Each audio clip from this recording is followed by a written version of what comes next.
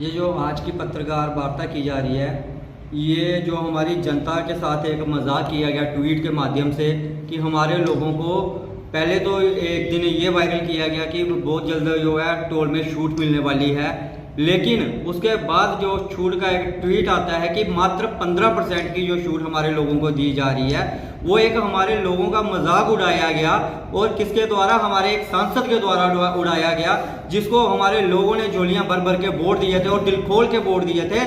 लेकिन जब उनका दिल खोलने की बारी आई तो इतना सा दिल खोल के एक 15% की छूट हमारे लोगों को दी गई। उस बात को लेके ये जो आज की प्रेस कॉन्फ्रेंस है वो हम कांग्रेस पार्टी की तरफ से कर रहे हैं। और मैं ये कहना चाहता हूं कि कुछ स्थानीय नेता जो हैं वो अभी भी किसी भ्रम में जी रहे हैं और ये कह रहे हैं कि जो हमारे मंत्री जी का या हमारे सांसद जी का जो पुतला जलाया जा रहा है, या जो हमारी हीरानगर की ब्लॉक कांग्रेस कमेटी ने वहां पे मिसिंग के पोस्टर लगाए थे, वो गलत थे। मैं उनको कहना चाहता हूं, एक बार आप अपनी आंखों से ये चश्मा उतार के देखिए कि हमने जनता की आवाज को उठाने का प्रयास किया था कि वहां की जनता जो है वो त्रस्त है। हम लोगों ने वहां पे ग्राउंड पे जाके देखा कि किस प्रकार जब है वो जनता को वो पुल क्रॉस करना पड़ता है, एक किनारे से वो अपना सामान दूसरे किनारे पे फेंकते हैं और एक हाथ से वो हमारी माताएं अपने कपड़े थोड़े से नीचे से ऊपर करके और वो अपना सामान पता नहीं किस प्रकार वो है पार करते हैं। और हमारे जो स्टूडेंट है, छोटे छोटे बच्चे जो गाड़ियों में स्कूल से आते हैं और वापिस जाते हैं, और गाड़ियों का भी कोई पता नहीं कब कौन सी गाड़ी कहाँ पलट जाए। हमें उस चीज की चिंता थी, उस चीज को लेकर हमने ये जो सारा वो वहां पे पुतला जलाया था, इसलिए जलाया था। लेकिन मैं उन नेताजी से ये कहना चाहता हूं कि नेताजी आप इस जो चश्मे को उतारिए और अभी भी जो हकीकत है उसको स्वीकार कीजिए। आपने कहा कि ये आपदा थी, मैं आपको ये बताना चाहता हूं कि ये आपदा नहीं थी। कांग्रेस पार्टी कभी भी आपदा में जो है वो किसी चीज का फायदा नहीं उठाती। आपदा कोरोना थी, कोरोना में किसी भी कांग्रेस के कार्यकर्ता ने कभी भी किसी का पुतला नहीं जलाया, कभी भी सरकार की निंदा नहीं की, और लोगों की जितनी मदद हो सकती थी हमारी तरफ से हमने की। लेकिन ये आपदा नहीं थी, ये आपके द्वारा पैदा की गई हमारे लिए एक समस्या थी।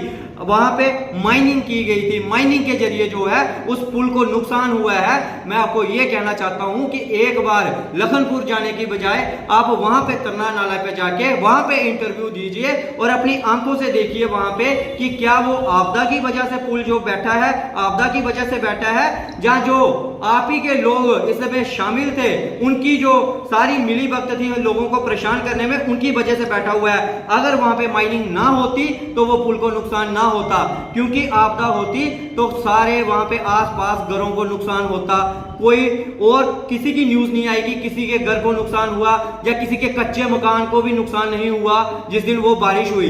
लेकिन इस पुल को नुकसान पहुंचा, उसका कारण आपदा नहीं थी, उसका कारण जो था वो ये कारण था कि वहां पे धड़ल्ले से माइनिंग हुई थी और हमारे लोगों ने निरंतर उस माइनिंग के खिलाफ आवाज भी उठाई। मैं उन साथी लोगों को यह समर्थन करना चाहता हूं कि उन लोगों ने जो आवाज बुलंद की, हम उनका स्वागत करते हैं। लेकिन ये डीएमओ साहब और ये सारे मिले हुए लोग, जहां इनको कांग्रेस की निंदा ना करके उन माइनिंग वालों की निंदा करनी चाहिए थी, लेकिन ये ऐसा एक बंधे हुए हैं, अपने पता नहीं किस मुंह में बंधे हुए हैं कि इनको कांग्रेस की निंदा करनी है, इनको नेहरू जी की निंदा करनी है, इनको इंदिरा जी की निंदा करनी है, इनको राहुल गांधी जी की निंदा करनी है, लेकिन वहां पे जो माइनिंग माफिया बैठे हुए हैं उनकी निंदा नहीं करनी है। वहां पे डीएमओ साहब ने कार्रवाई नहीं की, उसकी निंदा नहीं करनी है।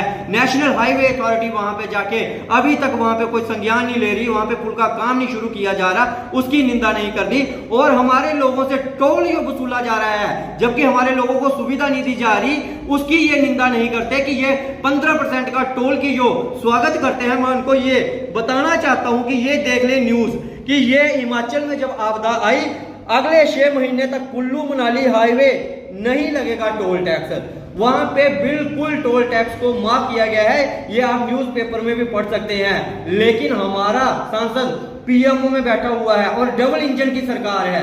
ये कहते हैं कि यहाँ डबल इंजन की सरकार होती है, वहां लोगों को सुविधा होती है। मैं कहता हूं कि यहाँ डबल इंजन की सरकार होती है, सबसे ज्यादा परेशान वहां पे हैं लोग। ये जो इनका डबल इंजन है ये अलग अलग दिशा में चल रहा है। जो यहाँ के हमारे सांसद हैं ये कहीं और दिशा में चल रहे हैं, और जो केंद्र के मंत्री इनके नितिन गडकरी जी बैठे हुए हैं वो कहीं और दिशा में चल रहे हैं। ये नहीं समझ आ रही कि ये 15% की छूट देकर कौन सी पीठ थपथपाने का काम किया जा रहा है, हमारे लोगों का मजाक में मजाक बनाया जा रहा है। और आप लोग पता नहीं कौन से मोह में फंसे हुए हो जो पीठ थपथपाने की बात करते हो।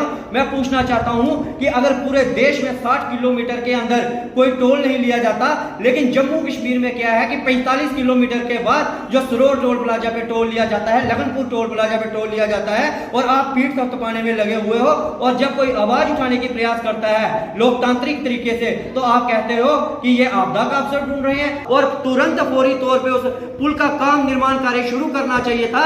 लेकिन आपके लोग अभी भी वही आप अवसर ढूंढ रहे हैं कि किस प्रकार जो है वैकल्पिक मार्ग ऐसे बना के पैसा जो है जनता का निकाला जाए, और वो मार्ग चाहे बहते रहे, जनता का पैसा जो है वो हमारे अकाउंट में ट्रांसफर होता रहे। ये होता है आपदा का अवसर उठाना। ये हमारे कांग्रेस वाले नहीं उठाते, ये आपकी पार्टी में होगा। और मैं ये आपको कहना चाहता हूं कि समय रहते होश में आ जाइए और ये इस प्रकार के नाप शनाप बयान ना दीजिए। हमारी पार्टी जनता के साथ खड़ी है, खड़ी रहेगी। जब तक हमारी पार्टी इन लोगों की आवाज ना सुनी जाएगी तब तक हम उनके साथ है। और दूसरी तरफ मैं ये कहना चाहता हूं कि ऐसी कौन सी मशीनरी नेशनल हाईवे के पास नहीं है जो मशीनरी हमारी सेना के पास है। जब सेना को पुल बनाने की बात की जाती है तो सेना कहती है कि मैं 2 दिन में पुल तैयार कर दूंगी, लेकिन जब नेशनल हाईवे अथॉरिटी को कहा जाता है पुल बनाइए तो वो कहते हैं 2 महीने तक पुल तैयार नहीं होगा, 3 महीने तक पुल तैयार नहीं होगा। वो कौन सी मशीनरी हमारी सेना के पास है जो हमारे नेशनल हाईवे अथॉरिटी वालों के पास नहीं है। इसलिए सेना से सीख लीजिए और हमारे लोगों को फौरी तौर पर राहत दीजिए, और ये कार्य आप हमारी सेना को ही करने दीजिए। जय हिंद, जय भारत।